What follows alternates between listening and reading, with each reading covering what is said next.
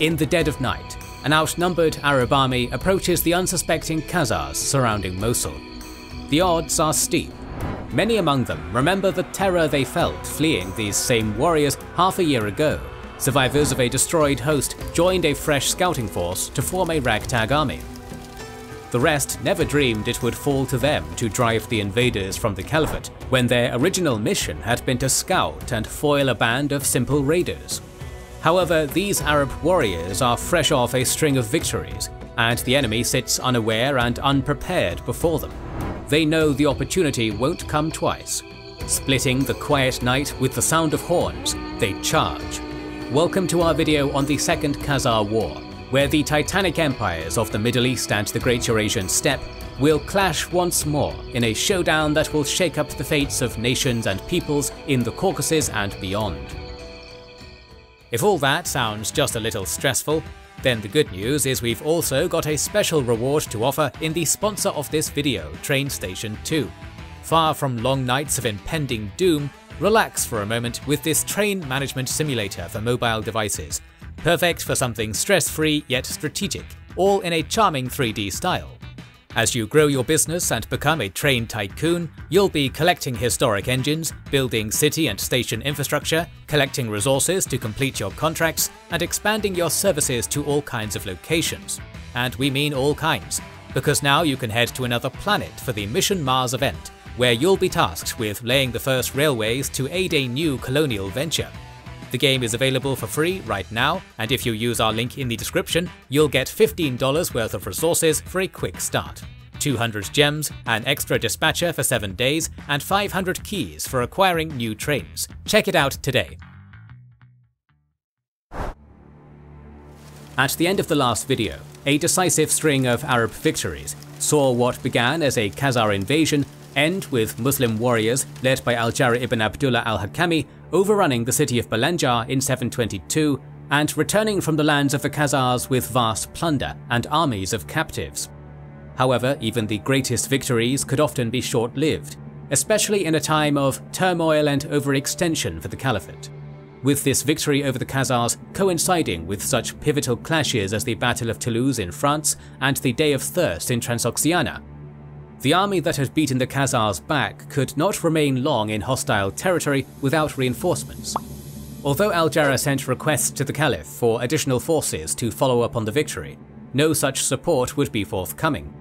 Though damaged, the Khazar army remained intact, mobile and threatening, and while a smaller foray by Al-Jarrah in 724 brought the city of Tiflis temporarily under the Caliphate's control, a lack of sufficient support left the opportunity created by his initial victories to be largely squandered. Al-Jarrah would not long keep his governorship either, despite his great successes and his growing renown among the soldiers of the Caliphate. The ascension of the new Caliph, Hisham ibn Abd al-Malik, in 725 saw Al-Jarrah replaced by the Caliph's brother Maslama, the general who had years ago led the first Umayyad invasion of Khazar territory and later the failed siege of Constantinople. For all his experience as a commander, Maslama would prove a rather poor administrator and a worse planner. More interested in the wealth of Anatolia than the looming threat of the Khazars, he continued launching raids and attacks against the Byzantines in the following years, rather than preparing for the defense of the Caucasus or preemptively attacking the greater threat to the north. Thus, from 725 to 728, the Khazars were allowed to rebuild their strength unchallenged, while the Muslims were weakened by conflict in Anatolia and on more numerous distant fronts, allowing the Khaganate to freely take the offensive once more when the second phase of the war began. The Khazars again marched to the Caucasus mountain passes in mid-728, again under the capable leadership of Bajik. Bajik's somewhat debated identity provides an opportunity to explore some of the internal structure of the Khazar Khaganate, as well as the challenges facing historical studies of their empire. As mentioned in the previous chapter, he was described as the Khagan's son by Arab chroniclers of the time, though it seems that at this point in the Khazar Khaganate's evolution from a nomadic federation to a settled empire, the position of the Khagan was growing into an increasingly ceremonial role. The more complete accounts of later Arab writers who travelled extensively in Khazar domains describe a dual monarchy system, with ceremonial and spiritual leadership in the hands of the Khagan, while military matters and civil administration was handled by the Bek, a powerful military and rulership position not strictly tied to heredity. The exact timeline of this dual monarchy's development is unclear, and may well not have existed in the same form during Bajik's time. Written Khazar sources are very lacking, and the most thorough accounts describing the Khazar court and politics come from Arab travelers such as Ibn Fadlan in the 10th century, well after the end of the war in question. Nevertheless, it is likely that Bajik was not the Khagan's son, but rather the Bek, based on his commanding role in the two invasions, with the misattribution of his role stemming from Arab chroniclers much less familiar with the Khaganate's internal workings than their later successors. Regardless of the blurry timelines and politics, the Khaganate's rematch against the Caliphate had begun, and Bajik's fellow royal Maslama would rise to the challenge. Unfortunately for all his skill, Maslama was a general accustomed to leading raids and conquests, and his unfamiliarity with defense and administration would be on full display in his response to the Khazar invasion. Several failures were evident in his preparations for the Khazar attack. While he raised a powerful army from the Caliphate's core regions of Syria and Iraq, he failed to make inroads with and properly mobilize the local Armenian nobility and their forces. In neglecting the resources placed at his disposal as governor, and instead taking on the brunt of the fighting with loyal Arab troops, he squandered soldiers who might have been better mobilized to other collapsing fronts, such as Transoxiana.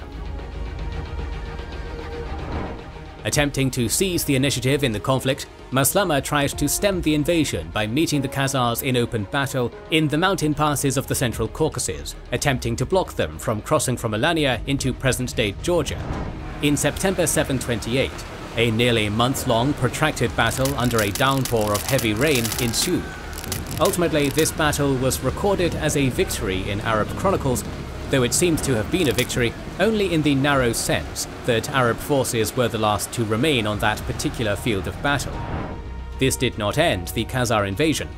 During this month of standoffs and skirmishing, significant Khazar forces bypassed his army by other routes to enter the Caucasus unmolested. Even Maslama's own main force suffered a surprise attack in the rear by the same army they had supposedly defeated as they withdrew from the passes back into northern Georgia, with much of its baggage train and the army's pay looted and carried off by Khazar riders, mirroring Maslama's earlier defeats at Bulgar Han's outside Constantinople. It is entirely possible that, far from representing a defeat, Bajik's intention had simply been to keep Maslama's army immobilized from the start. For the rest of the year, the Khazars raided and ransacked throughout the Caucasus, leading to Maslama's removal from governorship the following year, with Al-Jarrah being returned to command. However, the hero of Balanjar would not be taking victory so easily a second time.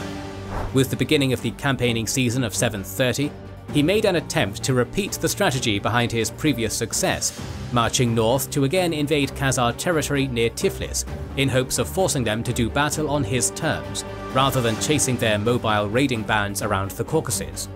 This time, however, Bajik ignored the challenge. Instead, he moved his forces south, splitting them into two armies to take both Caucasus mountain passes, and limit Al-Jarrah's ability to block them. At this point, both Al-Jarrah and Bajik were taking the offensive, and effectively challenging the other to pursue them, and it was Al-Jarrah who turned back first, forced to depart the Khaganate without any significant gains to show for his months of campaigning. Returning to defend his lands, Al-Jarrah first chased the smaller of the two Khazar armies, a diversionary force under a general named Tharmak, that was threatening the entire region of Aran. Though the siege was lifted ahead of the Arabs' arrival and the city was saved, the diversion allowed Bajik's larger army to make for a far greater prize, the rich city of Ardabil, the regional capital and staging ground for Al-Jarrah's offensive. With the families of a large portion of their soldiers staying within the city's walls, the Arabs had little choice but to attempt to break the siege, despite now being outnumbered after Tharmak's force escaped to rejoin Bajik's. Despite the advantages in numbers and mobility enjoyed by the Khazars, al-Jarrah did command a powerful force, close to 20,000, when joined with the defenders of Ardabil, and both his personal renown and the presence of so many soldiers' families within the besieged city lent morale to his forces. In December of 730, this would allow them to hold out through 3 days of heavy fighting against the well-armoured and equipped Khazar cavalry. However, by the 3rd day, his forces began to be overrun and overwhelmed. The local non-Muslim auxiliary forces in his army, or Mawali, had begun to desert in large numbers, seeing the battle as unwinnable. Those that remained behind, including both al-Jarrah himself and much of the population of conquered Ardabil, were put to the sword by the victorious and vengeful Khazars. As the rest of the winter drew on, both terror and outrage spread swiftly across the heartlands of the Caliphate. Terror at the army now poised to push deeper into Syria or Iraq when the winter lifted, and outrage at the killing and humiliation of the well-loved general whose head had been affixed to Bajik's throne in cruel mockery. Maslama was again given command of the deteriorating situation, though he would have little time to prepare an army before the Khazars marched again in spring. Early the following year, Bajik and his army marched on Mosul, smaller bands of raiders breaking off from the main force as it put the city under siege. Maslama's army was still a month or so away from battle readiness. Concerned, Caliph Hisham deployed a commander named Sa'id ibn Amir al-Harashi with an advance force to check the raiders while Maslama finished mustering his army. A proud general stung by his previous failure, Maslama had been hungrily awaiting an opportunity to avenge al-Jarrah and win the glory of defending the caliphate. So it was not with relief but outrage that he reacted to the shocking, unexpected news that reached him from Mosul. Sa'id ibn Amir's outnumbered advance force had won a total victory and driven the Khazars to flee back across the Caucasus. This was not an outcome anyone had expected. Sa'id had not been intended to challenge Bajik's main force besieging Mosul, but the commander had found an opportunity too rare to pass up upon reaching the region. Not expecting to be challenged by another army so quickly after their crushing victory at Ardabil, Bajik's army had divided into many unprepared raiding bands.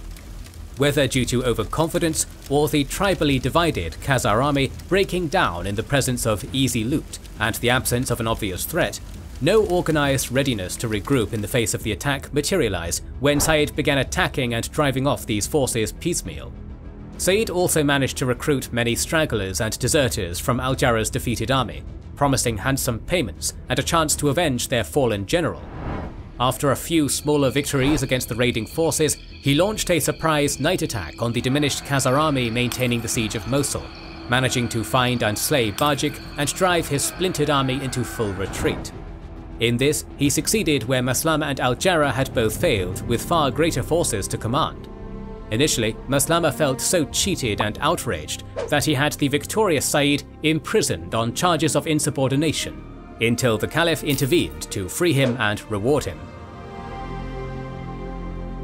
Ultimately, this would set the pattern for the remaining 7 years of the Second Arab-Khazar War, promising offensives but few conclusive victories, and little territory changing hands in lasting fashion. The defeat at Mosul would leave the Khazars on the defensive for the rest of the war, with Maslama invading in late 731. He managed to capture Balanja once more, but was unable to leave a permanent garrison behind, with the caliphate so overstretched. However, while territorially indecisive, the war would have a lasting impact in the Caucasus, with the appointment of the future Caliph Marwan ibn Muhammad as governor in Maslama's place in 732. Recognizing the failures of his predecessors, Marwan worked hard to raise up reliable local allies in the region in a two-pronged effort. In Caucasian Iberia, a region of fierce resistance to both Khazar and Arab domination, his army descended like a hammer to crush and replace the independence-minded nobles. Conversely, he courted the Qaisi tribal confederation and elevated the Bagratuni dynasty of Armenia, a house that would later produce legendary kings and queens such as David the Builder and Tamar of Georgia, and hold power in the Caucasus until the 19th century. In doing this, Marwan established powerful proxies without the need for bloodshed, leaving the Caucasus organized under loyal hands and ready to repulse further invasion. Despite the tide of the war turning against them, This was a time of growth and change for the Khazars as well. As Marwan played politics in Armenia, the Khazars worked at solidifying the Byzantine alliance, with Eastern Roman Emperor Leo marrying his son, the future Emperor Constantine V, to Kagan Bihar's daughter Zizak in 732, speaking to both strengthening ties and the Khaganate's growing legitimacy as a great power in the region. The war finally ended in 737, with the Khazars suing for peace after another Arab invasion commanded by Marwan. Though the capable Umayyad prince had scored some minor victories, peace seems to have followed more from the mutual exhaustion of the two powers and the numerous other problems facing the caliphate than representing any sort of grand victory. As terms of peace, the Khagan agreed on the conversion of his court and nation to Islam. Though if any sort of conversion took place beyond brief lip service, it was short-lived, and the matter was swiftly forgotten. It is likely that Caliph Hisham was eager to make peace as well, and may have simply set the terms to save face rather than out of an expectation they would be followed through. No attempt was made to enforce the terms after the Khagan reneged. In any case, the Umayyads would soon have far greater internal threats to face, including the once loyal Yamani Confederation, who were angered by the favoritism Marwan showed to their longtime rivals the Qaisi.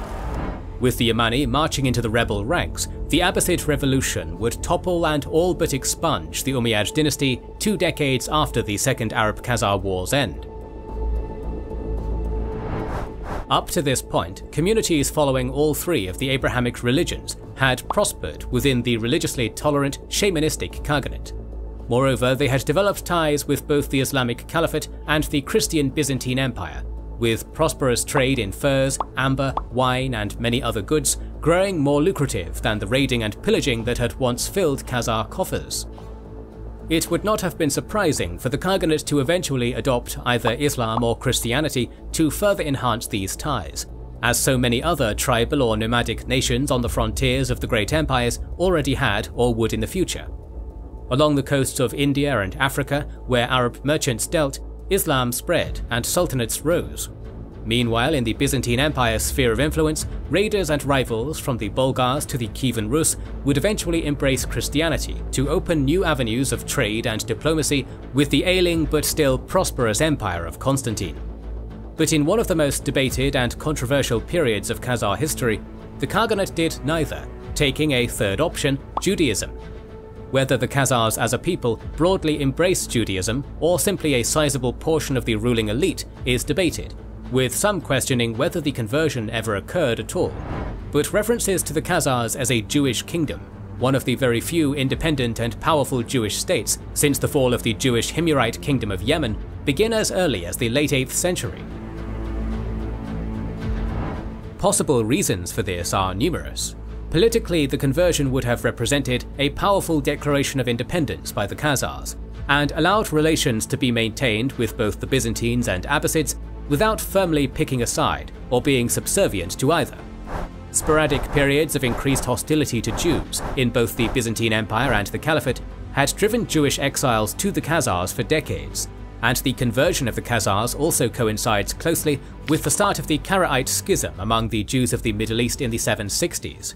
The Karaites, followers of the would-be exilarch Anan ben David, who reject the oral law of the Talmud and the rabbis in favor of the Hebrew Bible alone, spread their faith throughout the Caliphate and beyond, despite the rejection of their leader by the traditional Jewish authorities of the time, with some historians drawing a possible link between the proselytizing of the early Karaites and the conversion of the Khazars. Lastly, the mantle of the Kingdom of Israel represented a legacy significant to all the Abrahamic faiths, a legacy the Khazars made efforts to connect themselves to, with the dual monarchy of the later Khazar Empire possibly influenced by the shared power of the old Israelite kingdom's monarchy and hereditary priesthood. All these and other theories remain hotly debated, with a lack of surviving Khazar accounts making consensus difficult, but the prominence of Judaism among at least the Khazar elite is well supported. Special thanks to the sponsor of this video, Train Station 2. The game is available for free on mobile devices right now, with a load of extra resources worth $15 included if you use our link in the description.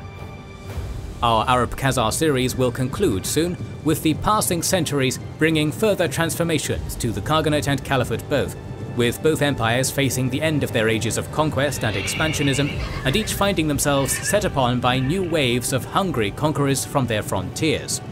To ensure you don't miss it, subscribe and press the bell button. Please consider liking, subscribing, commenting and sharing, it helps immensely. Recently, we have started releasing weekly Patreon and YouTube member exclusive content. Consider joining their ranks via the link in the description or button under the video to watch these weekly videos, learn about our schedule, get early access to our videos, access our private Discord, and much more. This is the Kings and Generals channel, and we will catch you on the next one.